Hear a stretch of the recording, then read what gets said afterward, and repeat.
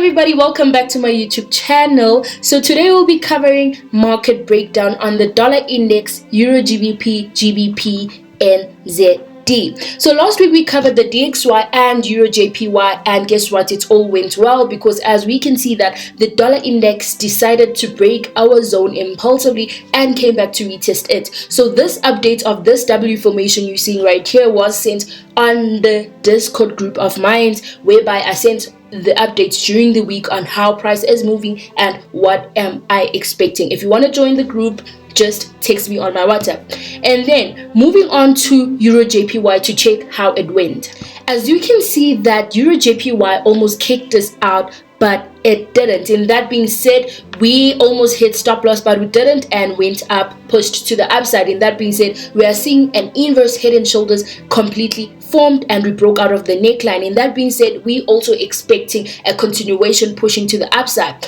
We want to see a retest on the neckline, and also if we are to cheat it or we are to calculate on where price has higher chances in turning, we can take our fib from where the impulse started to where it ended.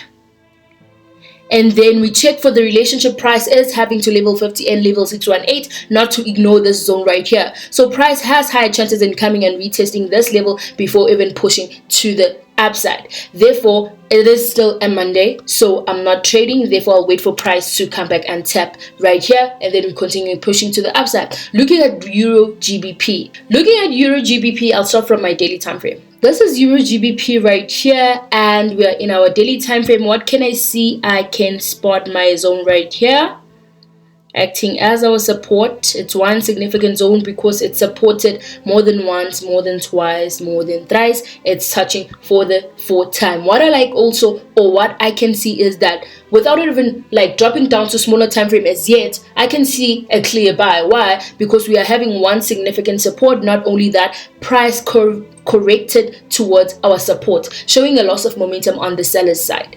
Therefore, let's move on to our 4-hourly time frame. Looking at our 4-hourly time frame, we can see that we are in an overall downtrend. Why are we saying we are in an overall downtrend? Because it is made up of a series of lower lows and lower highs. And that being said, let me give this a twin sister. So what I can say is that we have already broken out our overall downtrend. In that being said, we are just consolidating at our support. We started consolidating from here, pushing to the downside, showing a loss of momentum on the seller side. Therefore, we are looking forward to be seeing what? To be seeing a continuation of buys to the upside. That's what I have when it comes to my EURGBP. EURGBP, I'm looking forward to seeing buys. Your entry can be right here. Stop loss a little bit below here, targeting this level right here. Simple and straightforward. A lot of people usually ask me, what do I use for trading news? I simply use Fastball. Trading with economic calendar, the up and down probability focus features offers the odds of scoring a winning trade. Economic events have the greatest impact on trading assets. Fastball helps you calculate how many percent chance of being correct on given direction bet.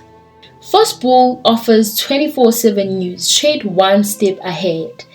AI news screening. Their AI news robot screens the most relevant and market-driven news that covering thousands of news agencies, government bodies, financial institutions, and figures in the most countries or regions of the world.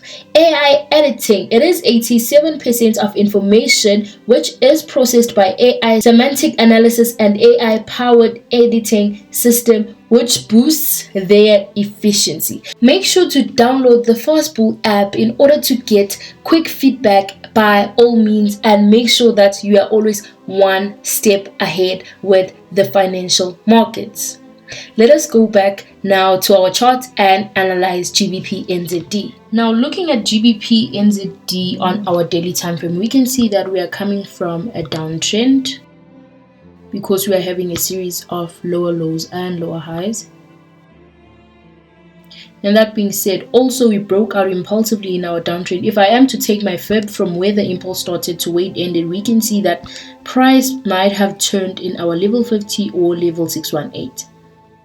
Looking at this portion right here, we can see that price tapped into our level 50 and then turned right there. As I always say, you look at the relationship price has to that level, not just that it will turn at level 50. This side, we can see that price had so much failure in turning in this level right here. Therefore, we would have drew our zone from here to here, targeting that price will come from level 50, going or pushing to the upside. Let's remove our fib. Going to our 4-hourly time frame.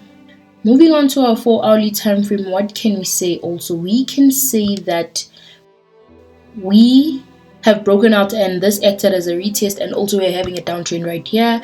Therefore, price has been consolidating to the downside, showing a loss of momentum on the seller side. Therefore, we are looking for a continuation pushing to the upside.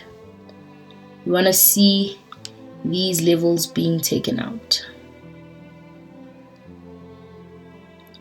Already price is breaking this level right here. So what can I expect? I'm waiting for price to start consolidating, going to the downside, acting as retest before even pushing to the upside. If price can turn right here, it'll make much sense. Let me mark my other zones. Let me take my fib to measure if we will get our level 50 at any point of confluence. It makes sense. It will be acting as a retest in this downtrend that has been broken, and also it will be giving us an inverse head and shoulders, proving that or confirming that we are pushing to the upside. Hoping you'll enjoy and you'll get profitable with what I just shared with you guys.